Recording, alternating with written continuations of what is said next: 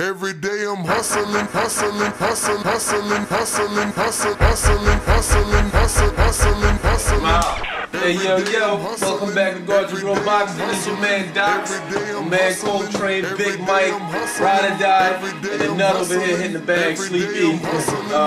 This is the Box Score segment from Kelly Pavlik, Taylor 2. Point being is that they're gonna put him in. John Duddy to me, I'm gonna keep it. We know we keep it real raw, and he's a safe opponent for Kelly Pavlik to look good against, because what I saw in Kelly Pavlik tonight is a fighter that if you take his right hand from him, he's a pretty much one-dimensional fight. And Bernard Hopkins and Winky Wright, forget about it. It ain't never happening. Never put him in the ring with them. Your boy Jermaine made him look the way Calzaghe made Kessler look. Yeah, that's a good parallel, Doc. It was almost looking at like the same fight. Calzaghe got strong and more tools. He wanted his tool back. He got more tools. He brought the fight to him. Now, my main issue with this is like, all right, okay, the fight was at 64. 66, right? 66. They came in 66. 6 came in 64, right? It was really a super middleweight fight. It was a super middleweight. Kelly, his heart, there's a lot of dudes at a super middleweight that can crack just as hard. What is he going to do to keep these dudes off of him if he's going to fade late? Well, he's still at 60, though. He still got the belts. I'm talking about Jermaine. Oh, Jermaine. See, here's my thing. I think he walks Miranda down. I think he beats Miranda. Miranda trying to land a home run all night. Miranda, he's a bigger Mayorga. He's a bigger Mayorga. He's wild, swinging for the fences. You got Alan Green up there. He got the foot issue. He's looking at his feet too much. Jermaine beats him.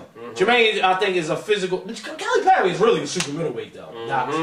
I don't really view him as a 160-pound fighter. He's really a super middleweight. You know what I'm saying? He gonna starve himself with sushi every night just to make. But the interesting one to me, I think Kessler actually can beat Jermaine Taylor.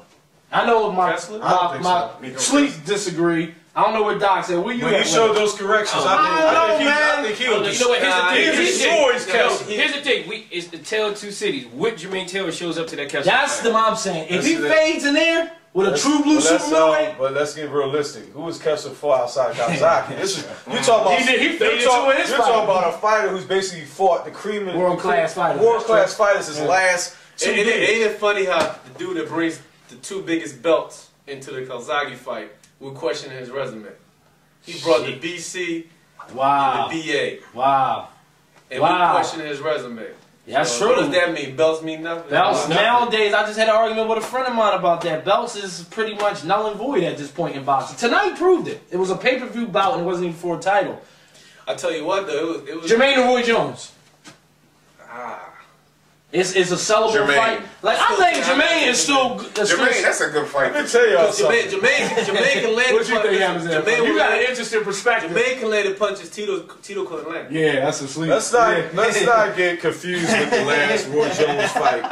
Let's not get confused. Yeah. Let's not get confused. I'm not. I'm just asking. You put him in there with a live 168. That's it. 175 pounder. He's gonna have a lot of problems. Let's not get confused. You got an overweight Tito Trinidad in there who doesn't belong fighting at that weight. So let's not get confused. Jermaine gives him a lot of problems.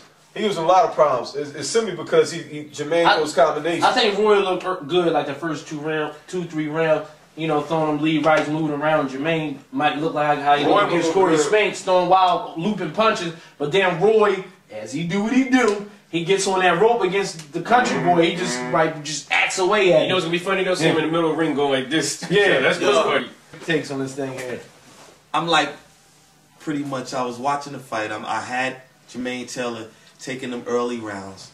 It's no way possible. I agree with y'all. It's no way possible it's a 117, 111. You can't. It's impossible. I don't even know what fight he was scoring. What's the lady that I forgot her name? Patricia. Yeah. She seemed like she was watching the right fight. Right. 115, 113. It was 115. No argument. I gave Kelly Pavlik them last few rounds just like everybody else. Even though Jermaine Taylor could have pulled it off. But I think he was, like you were saying earlier, I think he was respecting the power of Kelly Pavlik a little bit too much. Yeah, flashback. He was scared. Every time he would catch him with a little flurry, and then he would just fall back. He'd fall back. He would just fall back. Now, my thing was this. Okay, and I might be reaching here. 7th round on the last fight. That's when he took the L. Did he seem like he started to take that turn right around that round? Well, I don't think it's because maybe that was on his mind. Okay, I'm going into the 7th round now. Well, you know what? I think what's consistent with that is fatigue starts setting in. For maybe, yeah, I'll say maybe that's if you go back to the Hopkins fight, the Winky fight, I think that's around when Bernard started taking control of his fight, and Winky pretty much was controlling the fight from the first round on. So you could throw that fight out the window. But the Bernard joint is in the 7th, like around the mid-round of the fight. That's when Bernard started finding with them lead right hands and turned the ties a little bit. But I do agree with you that Jermaine was a little reluctant. My man, we got somebody in the audience over here. My man over here, we kept saying he not testing to see what's there. Like, you know, follow up and see what's there. I thought he would land, like you said, a nice flurry, but would never follow up with nothing. And that's because I think because of the knockout what happened in the prior fight. It still got human nature. Human nature. It's in your head. It takes a lot of energy to put those punches together like that. Yeah. No doubt. And a lot of those misses you were talking about, Jermaine was missing crazy with them hooks and uppercuts. Yeah. He wasn't as wild as he was in that fight.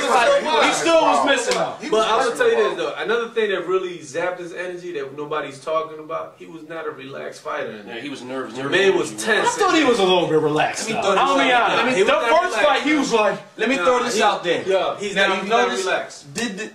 You notice that towards the end of the fight, Kelly Pavlik started going to the body a little bit more. If he did that earlier on, what kind of fight would we been looking at? It would probably been a knockout. The props want to get a Pavlik. Like, this cat never been past 8 rounds in his career. He could have easy faded. He could have faded, but he never stopped, man. Kelly props. Yeah, you gotta give him his respect. As much as I was hating on Kelly, as much as I was hating on him, you gotta give him his respect. Like, he could have faded. I told y'all before, Kelly never deviates from his plan. He like Cotto. He don't fade. He trying to knock you out from the first round. He's like Cotto and Pacquiao.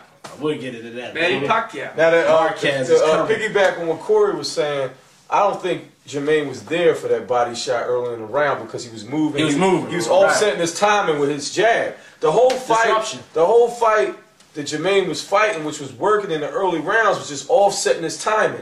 Anytime you got a stalker, a la Winky Wright, Tito Trinidad, Tito can't get off the left hook if he's going like this every time he's planting the foot to set. So that's what Jermaine was doing early. Jermaine, every time he was shooting a double jab, he was slipping his jab because Pavlik sets off with his lead jab. It's usually boom, boom, boom, boom. He was missing. He was missing. Jermaine was started throwing body punches when after the 6th round. He was mixing them up early. Not enough. He wasn't throwing enough. He threw a couple early in the fight. One flurry before that. Other than that, When we watched the replay, Listen, he started putting his combos past the 5th round. But I just wanted threw body shots early. He didn't go toe. It wasn't a lot. He didn't go toe to toe in this fight like I thought he would. He didn't throw significant body punches. Yeah, like he never gave himself up in the fight. And I still think that because of the knockout factor. I know he was throwing up top and some down low. Like the work rate wasn't there. But my philosophy is, man, the fight is based on points. Right. It's based on landing punches. Like if you sit there and if I got crazy D and I'm picking everything off and then I'm hitting you, countering you, I'm a judge. Like a lot of those rounds was very hard to judge. And I was asking everybody in the room, who did you get that round to? Because you'll have a round where Kelly's stalking him. Some jabs getting deflected. Some of them barely hitting him. Some hitting him. Then like they get towards the middle of the round. Then Jermaine will land like 3 power shots, then try to roll off at the end of the round. Let me ask you this. You're talking about what's the criteria for scoring fights. Ring generalship, effective aggression, clean punches, and defense. Who was imposing whose will in that fight? Who had, like I felt Kelly Pavlik really had Jermaine moving. But see, it's stalking scoring. See, this whole new mindset of scoring, I don't know what year it started in. It's like now in boxing, if I chase you around and just I'm not saying it's right. I know what you're coming from. I know what you're saying. Yeah, that's what they do. Like the networks tell these judges, like, yo, this is the criteria.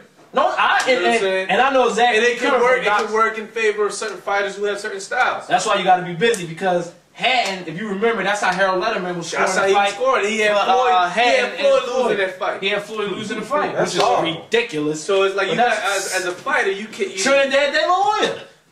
There you go. Remember that fight? That was the whole. You can't leave it in the hands of the judges.